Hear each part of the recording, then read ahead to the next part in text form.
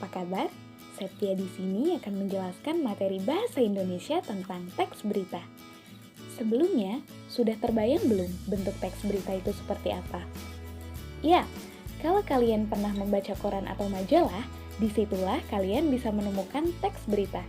Tapi bukan hanya itu, karena saat ini zamannya era digital, kalian bisa menemukan teks berita baik secara offline maupun online, yang memudahkan kalian untuk mengakses informasi yang kalian butuhkan. Nah, setelah kebayang seperti apa bentuk teks berita, kita pelajari dulu yuk teorinya. Bagian pertama, pengertian dari teks berita. Teks berita adalah teks berisi informasi penting yang bermanfaat bagi pembacanya. Lalu, apa tujuan dari teks berita? Tujuannya adalah memberikan informasi pada pembacanya. Kita lanjut ke bagian kedua, unsur atau ciri dari teks berita.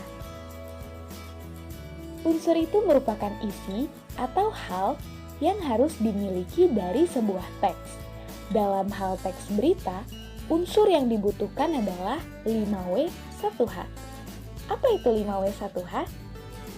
5W1H adalah what, who, where, when, why, dan how, yang dalam bahasa Indonesia berarti apa, siapa, di mana, kapan, mengapa, atau bagaimana peristiwa yang ada di berita itu terjadi. Nah, dari keenam unsur ini, semuanya memiliki fungsinya masing-masing. Jadi, jangan sampai lupa ya. Yang perlu diingat dari unsur atau ciri teks berita adalah 5W1H.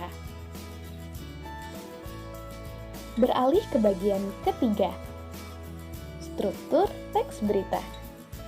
Kalau unsur itu yang ada di dalamnya, struktur ini adalah kerangka luar dari sebuah teks. Dalam teks berita, ada 4 struktur yang perlu kalian ketahui, yaitu yang pertama, kepala berita. Kepala berita ini berisi judul utama yang biasanya tertulis besar. Kedua, teras berita.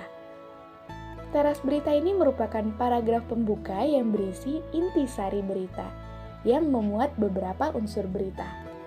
Yang ketiga, tubuh berita. Tubuh berita ini isinya yang memuat uraian lengkap dan menjelaskan keseluruhan dari unsur berita. Dan yang terakhir adalah kaki berita.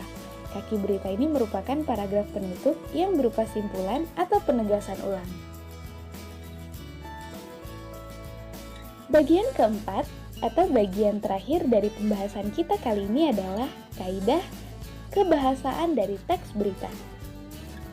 Ada 3 kaidah kebahasaan dalam hal ini, yaitu yang pertama, penggunaan kalimat langsung dan tidak langsung, yang bisa kalian lihat contohnya. Lalu kedua, penggunaan konjungsi temporal dan keterangan waktu. Dan yang ketiga, penggunaan kata kerja mental. Hal yang perlu diingat juga dari kaidah kebahasaan teks berita adalah teks berita menggunakan ragam bahasa jurnalistik. Kalimat berita ditulis secara singkat, padat, sederhana, dan lugas. Sekian pembahasan kali ini, semoga dapat dicerna dengan baik. Saya Septia, sampai jumpa di video pembelajaran berikutnya.